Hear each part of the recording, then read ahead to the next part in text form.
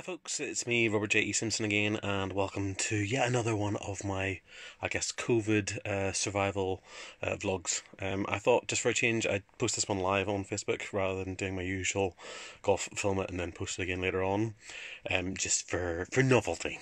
So I'll cross-post this on YouTube as well a bit later.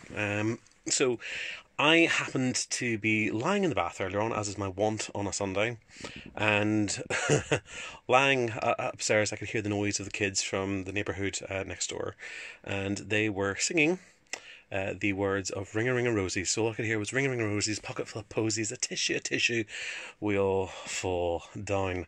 I'm sure most of you are very familiar with that rhyme. We've all sang it at some point in our youth, and I did remark on Twitter straight away that it was one of those songs that I found rather eerie under the circumstances. Wondered how many of them are actually aware about the appropriateness of the song itself. Now, to be fair, it is an established fact that Ring a Ring Rosies, whilst we tend to think about it as being a song that's either about the Black Death or the Plague, isn't actually about either of those things.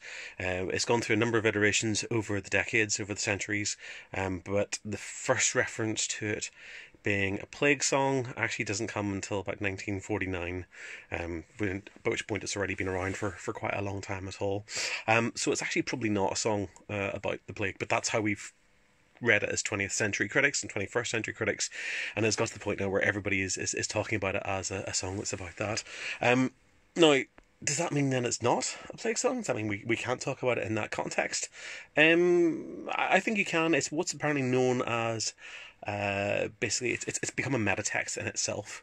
We now have added this meaning onto it that it didn't have about something else, and so whilst it keeps on getting retold in history books, it's become almost as an accepted fact, even though that fact is highly spurious, which is kind of interesting in terms of things. So I think it's okay to talk about it, and as long as you kind of know.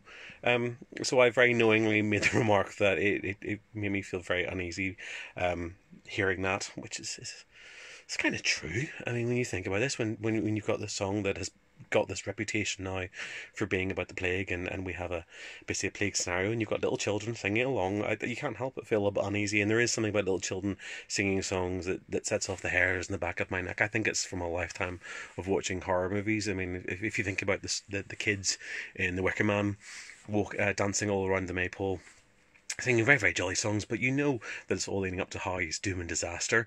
I was also made to think about the song Huffity Puffity. If you know that one, Huffity Puffity, rings turn round. If you lose your hat, it will never be found. That was used in the 1979 Quatermass serial by Nigel Neal, and it was a song that he made up himself, but it was one that had a lot of potency and was one that has stuck in my head ever since, quite honestly. I'm very fond of Nigel Neal's work, and particularly the final of the Quatermasses, sometimes known as the Quatermass conclusion. It's got John Mills, and is a rather eerie, sort of rather unpleasant view of sort of a post-apocalyptic society where lots and lots of the young people are disappearing, and yeah, it's actually probably something I should rewatch during this COVID crisis as well. But I'm very fond of it. And I think a huge part of that as well has to do with the use of sort of folklore and the presence of the stone circles. From when I was a kid, I've been walking around stone circles and megalithic sites all over the place. It's something that me and my dad do not always have the best of relationships, but it's something that he sort of got me interested in as a kid, and it was something that his grandfather had been obsessed about as well. He was very into his sort of local history.